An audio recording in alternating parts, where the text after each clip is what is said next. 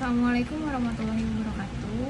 Perkenalkan, saya Salsabila Anggraini dari kelas reguler 2 Universitas Mercu Buana, Fakultas Psikologi, jurusan Psikologi.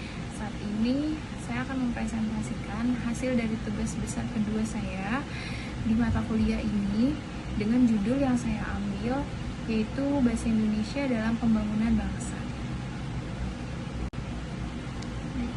Pertama-tama, pada hakikatnya pembangunan nasional dirumuskan sebagai pembangunan masyarakat Indonesia seluruhnya dan seutuhnya dengan Pancasila sebagai dasar, tujuan dan pedomannya, dan bertujuan seutuhnya untuk menciptakan masyarakat yang adil dan makmur dalam berbagai aspek.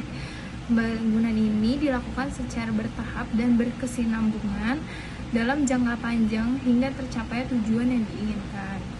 Sumpah Pemuda merupakan salah satu bukti historis bahwa para pemuda Indonesia telah mencoba melakukan sesuatu yang terbaik demi mewujudkan kesatuan di negara ini, yaitu Negara Kesatuan Indonesia, salah satunya seperti yang telah disampaikan dalam Sumpah Pemuda tersebut.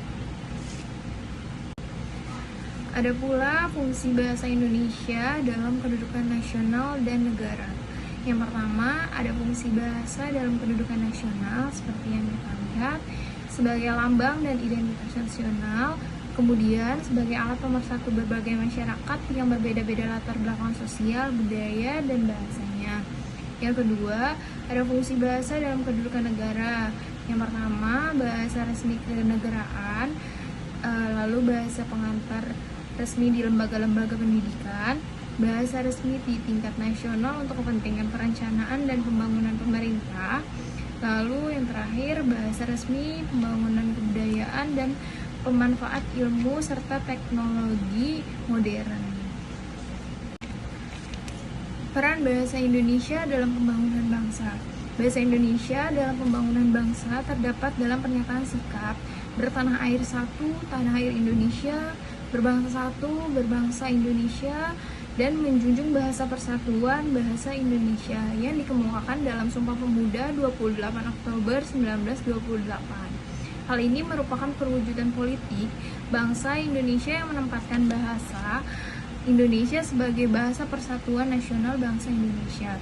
Kedudukan dan fungsi bahasa Indonesia sebagai bahasa negara telah menempatkan bahasa Indonesia sebagai bahasa ilmu pengetahuan, teknologi, dan seni atau bisa disebut ipteks.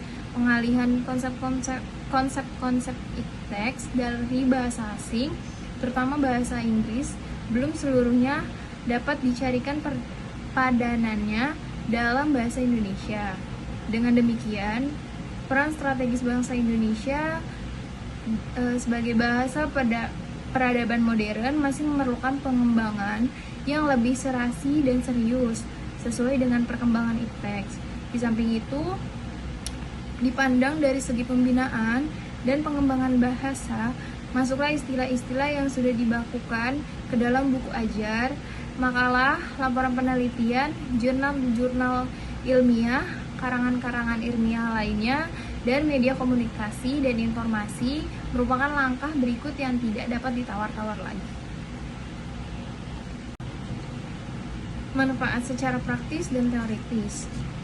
Manfaat secara praktis dituliskan ini bermanfaat bagi pembaca. Adapun manfaatnya adalah dapat memperluas wawasan pembaca yang berhubungan dengan kedudukan dan fungsi bahasa Indonesia. Di samping memperluas wawasan tentang peranan bahasa Indonesia dalam pembangunan bangsa.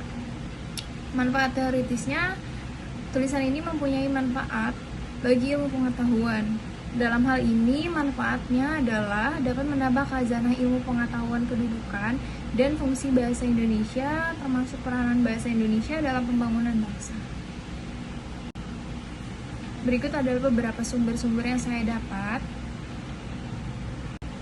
Baik, sekiranya cukup presentasi diri saya, kurang dan lebihnya mohon maaf. Terima kasih. Wassalamualaikum warahmatullahi wabarakatuh.